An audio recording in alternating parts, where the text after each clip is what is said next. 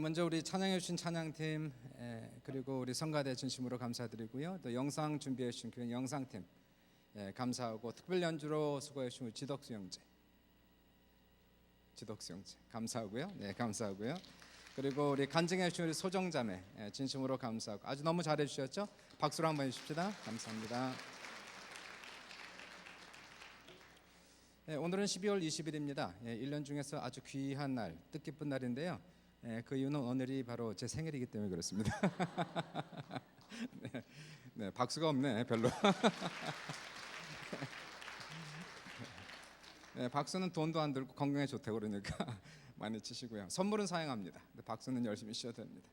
어제는 그래서 권사님들이 새벽기도 끝나고 또 미역국 잘 끓여주시고 한상 차려주셔서 우리 새벽기도 나온 성도님들하고 같이 아침 식사 너무 잘해서 감사드립니다. 사람이 태어나면 생일을 축하하죠. 그래서 그 생일이 특별히 그 중요한 해가 있어요. 캐나다는 여자들에게는 스윗 16, 16살이 중요하고 남자들은 40살이 중요합니다. 그래서 크게 성대하게 치르는 나이가 되고요. 당연히 우리 한국 분들은 이제 돌이 중요하죠. 그리고 나서는 환갑 요즘에는 너무 이제 젊어요. 그래서 잘 안 세고 칠순도 젊어서 이제 8순쯤 돼야 좀 성대하게 치르는 형편이 되겠죠. 유대인들은 보통 가장 중요한 나이가 특별히 남자들에게는 성인식을 하는 바르미츠바라고 하는 13살. 걔네들은 청소년기가 없고 이 어린아이가 바로 성인 되는 13살이 중요한 해가 되겠습니다.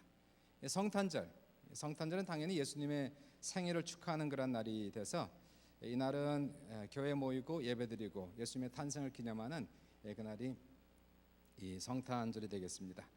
한번 같이 한번 노래할까요? 생일 축하합니다. 생일 축하합니다. 사랑하는 예수님 생일 축하합니다.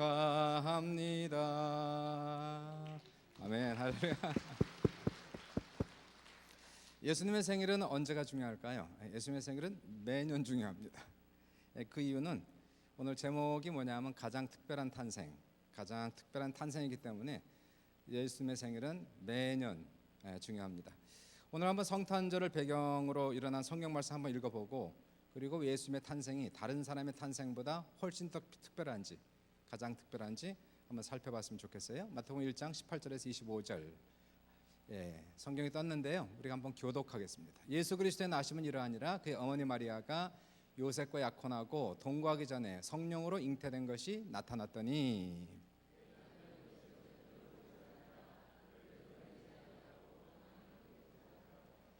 이 일을 생각할 때에 주의 사자가 현몽하여 이르되 다윗의 자손 요셉아 내 아내 마리아 데려오기를 무서워하지 말라 그에게 잉태된 자는 성령으로 되는 것이라.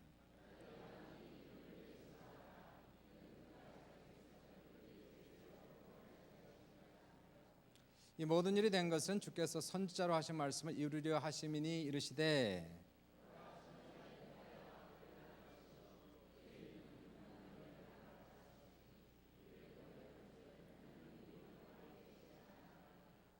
요셉이 잠에서 깨어 일어나 주의 사제 분부대로 행하여 그의 아내를 데려왔으나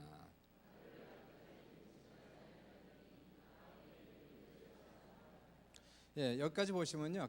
예수님의 탄생이 다른 사람들의 탄생과 차이가 나는 특별한 탄생의 세 가지가 나오게 됩니다. 첫 번째는 예수님은 성령으로 잉태하셨다. 그래서 특별하다 하는 거죠. 예수님의 어머니 마리아가 요셉이란 청년과 약혼을 했습니다. 그러니까 마리아가 이제 결혼을 준비하면서 하루하루를 살아갔겠죠. 그 당시에는 성인식이 13살쯤 되니까 마리아의 나이가 13살에서 한 16살 정도의 아주 어린 나이가 되겠습니다. 근데 어느 날 이제 결혼을 준비하고 있었는데 어느 날 갑자기 느닷없이 가브리엘 천사의 방문을 받게 되죠. 이 천사가 마리아에게 이르되 하나님의 은혜를 받은 마리아야 평안하라. 얼마나 무서워요. 얼마나 놀랍습니까? 무슨 일인가 해서 어리벙벙하고 대답을 못하고 있으니까 이 천사가 계속해서 얘기하기를 마리아야 무서워하지 말아라. 네가 하나님의 은혜를 크게 받았느니라. 보라 내가 잉태하여 아들을 낳으리니 그의 이름을 예수라 하라. 이 마리아가 순진하게 대답하기를 주여 저는 남자를 알지 못하는데 어떻게 아기를 잉태해서 낳습니까? 그때 천사가 얘기하기를 성령께서 내게 임하시고 하나님의 능력이 너를 덮으시리니 하나님에게는 불가능이 없느니라. 그러자 마리아가 아주 순수한 믿음을 가진 마리아가 대답하기를 주여 저는 주님의 여종이니까 주님의 말씀대로 하옵소서. 그러자 천사가 떠나가요. 그리고는 정말 하나님 말씀대로 마리아가 어린아이를 곧 잉태합니다.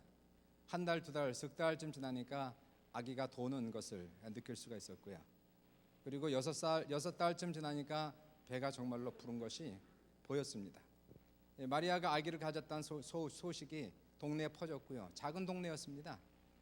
아주 작은 나사렛이란 동네니까요. 그 소문이 입소문이 금방 퍼졌어요. 그리고 마리아의 약혼자였던 요셉도 마리아가 아기를 잉태했다는 소식을 듣고 나서는 아이언질색을 하지 않을 수 없습니다. 도저히 믿을 수 없는 일이에요. 그 착하고 순진한 그 아가씨가 마리아가 어떻게 다른 남자 아기를 가졌을까? 너무 충격적이었고 너무 놀라가지고. 근데 요셉은 정말 착하고 의로운 사람으로 나와 있죠. 착한 사람, 의로운 사람. 그래서 마리아를 생각했어요. 마리아를 생각해서 이 관계를 조용히 끊고자, 피해를 주기 싫어서 관계를 조용히 끊고자 계획을 하면서 요셉은 엄청나게 많은 고민을 했습니다. 그리고 자는데 꿈을 꾸는 거예요. 그 꿈 속에 확실하게 이것은 하나님이 주신 꿈이었습니다. 꿈에 천사가 나타나서 요셉에게 말하기를 요셉아 내 아내 마리아 데려오기를 두려워하지 말아라. 그에게 잉태된 것은 성령으로 된 것이라. 아들을 낳으리니 예수라 하라.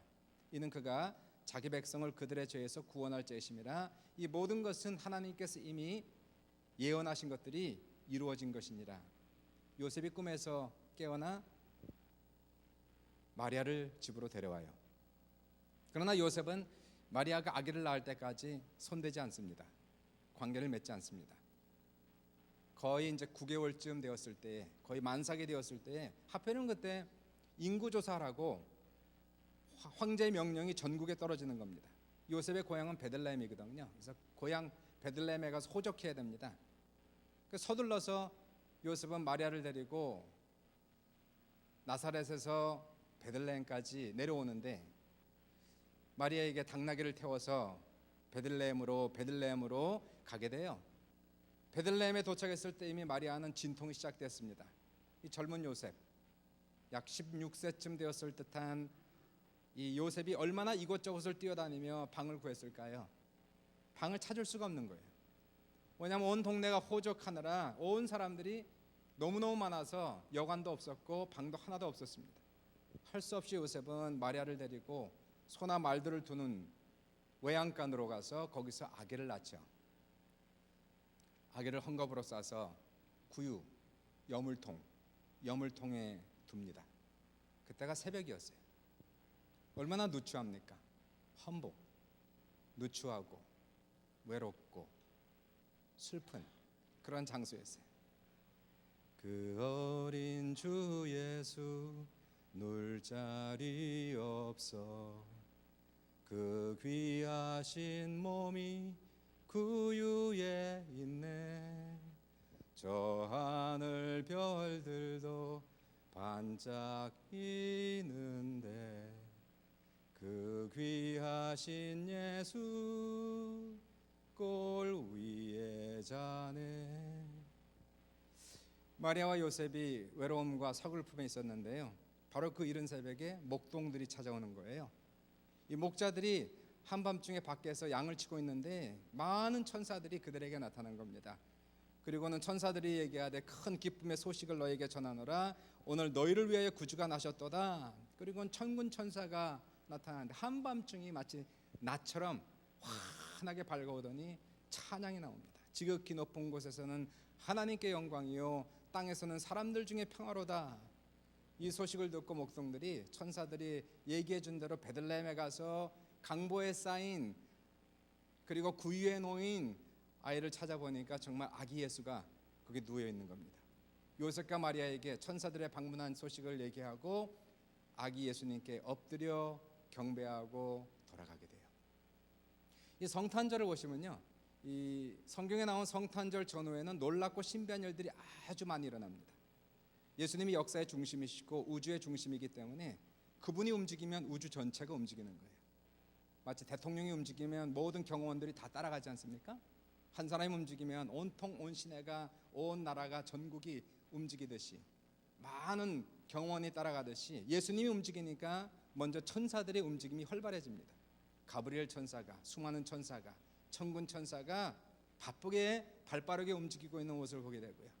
예수님이 움직이니까 성령의 역사가 나타나기 시작했어요. 성령이 오셔서 놀랍고 신비한 일들이 나타나고, 예수님이 성령으로 잉태하셔서 처녀의 몸을 빌려 탄생하는 놀라운 기적의 역사가 나타납니다. 성탄절은요, 예수님께서 탄생하신 그러한 해가 됩니다. 이 성탄절의 주인공인 예수님을 모시고 찬양을 해보십시오. 그러면은 바로 예수님이 가시는 곳에 천사들이 가는 것이고 성령이 가십니다. 예수님이 계신 곳에 기적이 나타나고 축복의 역사가 나타나는 것입니다. 물론 이 성탄절에는 쇼핑도 하고 파티도 하고 그러지만요, 그런 곳에 가면은 천사가 없어요. 거긴 성령이 없습니다.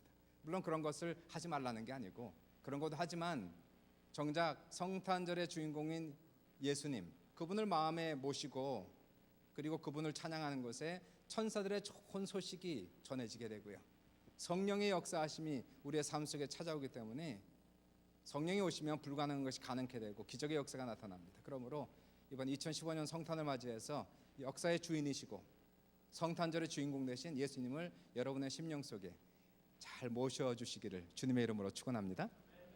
두 번째는요, 이 성경을 보시니까 이 예수님의 탄생이 가장 특별한 탄생인 이유는 예수님은 구세주로 탄생했다는 겁니다. 이 천사들의 소식은 동일했어요. 마리아에게 나타난 가브리엘도 이렇게 얘기했지 않습니까? 보라, 내가 잉태하여 아들을 낳으리니 그 이름을 예수라 하라. 예수라는 것은 Jesus, Savior, 구원자란 뜻이에요. 요셉의 꿈에 나타난 천사도 똑같이 얘기합니다. 아들을 낳으리니 이름을 예수라 하라. 이는 그가 자기 백성을 그들의 죄에서 구원할 자이심이라. 목동들에게 나타난 천사도 똑같이 얘기합니다. 내가 온 백성에게 미칠 큰 기쁨의 좋은 소식을 너에게 전하노라. 오늘 다윗의 동네 너희를 위해 구주가 나셨으니 곧 그리스도 주시니라. 그러니까 예수님의 탄생은 일반 사람의 탄생과 틀린 것이 주님은 구세주로 탄생했다는 거죠. 우리 모든 인간은 죄인이지 않습니까? 오늘날 놀랍게 발전한 과학과 문명은 참 놀랍습니다. 그럼에도 불구하고 세상은 점점 더 악해지고 무서운 세상이 되어가고 있어요. 죄악이 가득한 세상에 필요한 것은 더 좋은 교육, 더 좋은 기술이 필요한 것이 아니고요, 죄악에 빠져서 스스로 구원할 수 없는 나라와 민족과 사회와 가정과 개인은 필요한 것은, 가장 필요로 하는 것은 우리를 죄에서 구원할 구세주가 필요하다는 것입니다.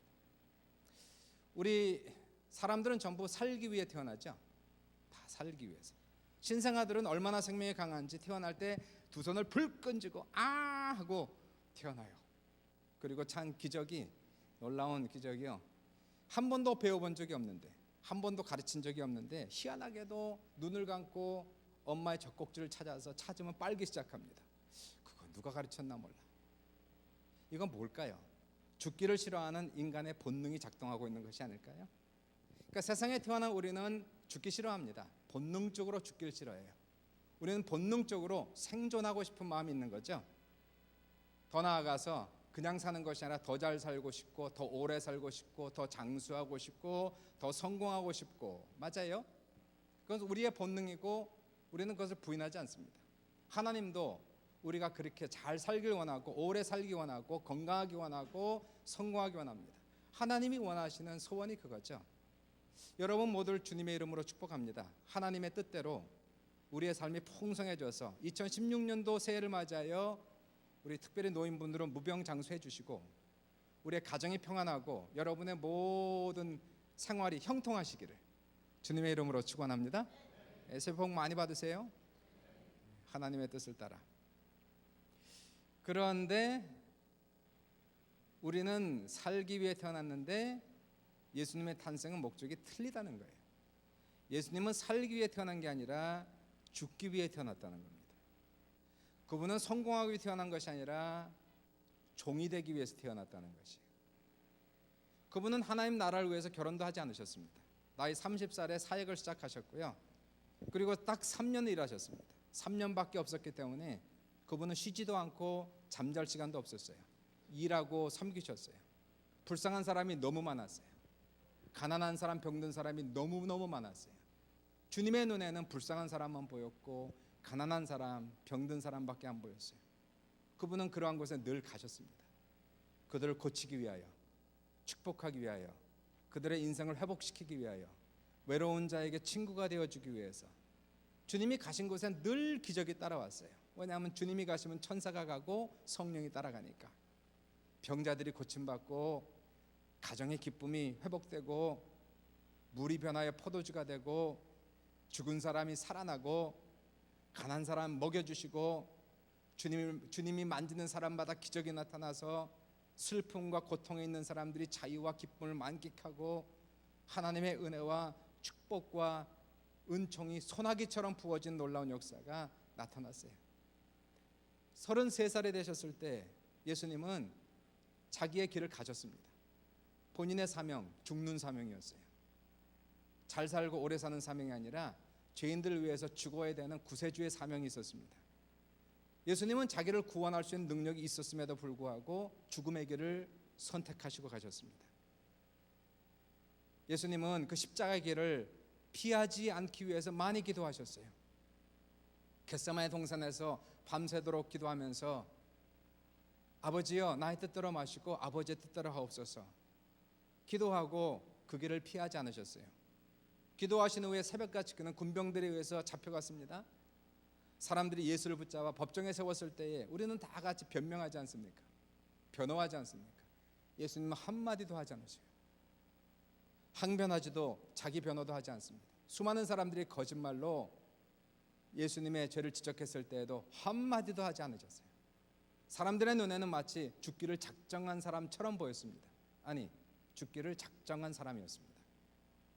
사람들이 그의 얼굴에 침 뱉고 눈을 가리고 손바닥으로 때릴 때에도 그 모욕과 수치를 그대로 당하셨어요.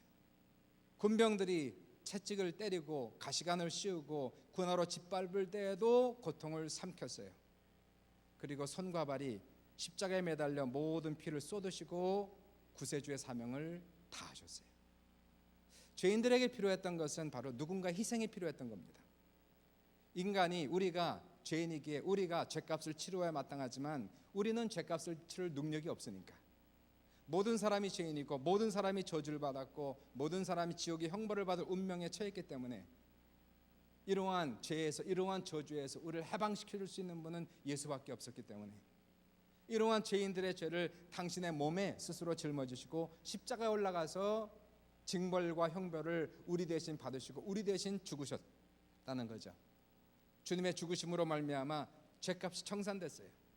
더 이상 우리가 죄에 눌려 살 필요가 없습니다. 아무리 죄가 크다 할지라도 예수님의 십자가의 은혜는 더 커서 우리의 죄를 다 용서하시고 다 가져가시고 다 없애줄 수 있는 그러한 능력이 바로 예수님 안에 있다는 것입니다.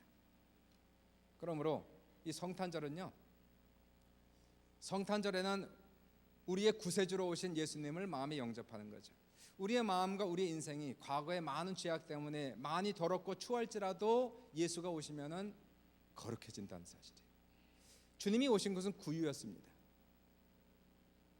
말들과 소들이 먹는 먹이통이었다는 것이 냄새나고 더러운 곳이죠. 외양간을 가보십시오. 마국간을 가보십시오. 그들이 먹는 바로 여물통을 한번 보십시오. 얼마나 더러운지, 얼마나 냄새가 나는지, 얼마나 많은 오물이 있는지. 그런데 주님이 거기 누우시니까 거기는 더 이상 여물통이 아니었어요. 구유가 아니었어요. 바로 거기는 거룩한 장소가 되었어요. 아름다운 장소가 되었어요. 우리의 마음도 그런 것 같아요. 우리의 인생도 때로는 여물통 같습니다. 구유 같습니다. 죄로 인해서 많은 오물로 인해서 씻을 수 없는 과오로 인해서 냄새가 나지만 우리 스스로 씻을 수 없기에 그러나 바로 성탄절날 탄생하신 예수를 우리의 마음속에 받아들일 때에 바로 이 마음이 예수님 때문에 거룩해지고 씻어지고 그리고 거룩한 장소가 된다는 겁니다. 이 성탄절을 맞이해서 그래서 구주로 오신 예수님, 우리의 구주로 오신 예수님을 마음에 잘 영접하실 때에 마음의 평강이 그리고 새로운 마음의 변화가 여러분과 저에게 넘치시기를 주님의 이름으로 축원합니다. 세 번째로 예수님의 탄생이 왜 틀릴까요? 예수님은 지금도 살아계신 하나님이시기 때문이다 하는 거죠. 꿈의 천사가 요셉에게 이렇게 얘기합니다. 보라, 처녀가 잉태하여 아들을 낳을 것이요 그 이름을 임마누엘이라 하리라 하셨으니, 임마누엘, 이를 번역한즉 하나님이 우리와 함께 계시다. God with us. God with us. 사람은 살아있는 동안 생일을 축하합니다. 그렇죠? 생일 축하를 매년마다 해요. 근데 막상 사람이 죽으면 더 이상 생일을 기념하는 것이 아니라 죽은 날을 기념하게 되어 있는 거예요. 부모가 돌아가시면 믿는 사람은 추모예를 드리게 되고요, 교회를 다니지 않는 사람들은 그 돌아가신 날을 기점으로 해서 제사를 드리는 겁니다. 그런데 교회는 예수님이 죽으신 성금요일도 지키지만 탄생하신 성탄절도 기념합니다. 왜일까요? 그 이유는 간단합니다. 예수님은 죽으셨지만 부활하셔서 지금도 살아계시기 때문에, 그래서 우리는 주님의 생일을 기념하는 것이에요. 예수님은 오전 9시에 십자가에 달리시고 오후 3시에 돌아가셨어요. 군병들이 와서 보니까 예수님 오른쪽 왼쪽 십자가에 박힌 다른 죄수들은 아직도 살아있었어요. 숨을 쉬고 있었습니다. 그래서 군병들이 죄수들의 다리를 마치 닭다리 꺾듯 꺾어버리고 죽였어요. 근데 예수님을 보니까 이미 고개를 떨구고 숨을 쉬지 않습니다. 그래서 군병들이 예수가 죽은 걸 확인한 다음에 창으로 허리를 찔렀어요. 그래서 허리에서 물과 피가 나왔다는 겁니다. 이미 돌아가신 지 한참 됐다는 겁니다. 예수님이 돌아가신 다음에 아리마대 사람 요셉, 이 마리아의 남편 요셉 말고 아리마대 사람 요셉이라는 사람이 그 시체를 깨끗한 세마포에 싸서 동굴에 넣어두고 큰 돌로 동굴을 막았어요. 그리고 동굴에 인을 치고 군사들을 배치시켜 시체를 지켰습니다. 그러나 돌아가신 후 3일 만에 죽은 예수가 부활하신 거예요. 천사들이 또 나타납니다. 땅이 진동하고 동굴 문을 막던 돌이 물러가고 군인들이 혼비백산해서 돌아가죠. 부활하신 예수님께서 여러 사람들에게 나타나셨습니다.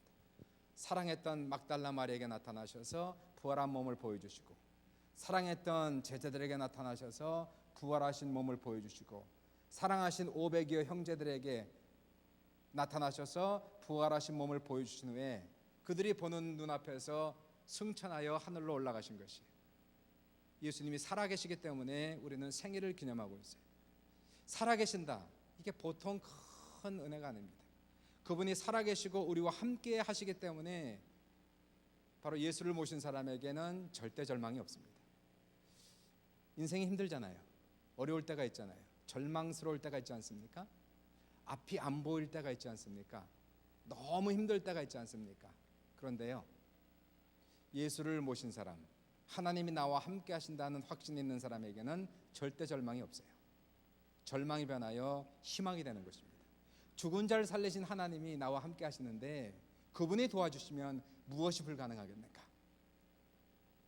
살아계신 주 나의 참된 소망, 걱정 근심 전혀 없네. 성탄절의 주인공은 예수님이시에요.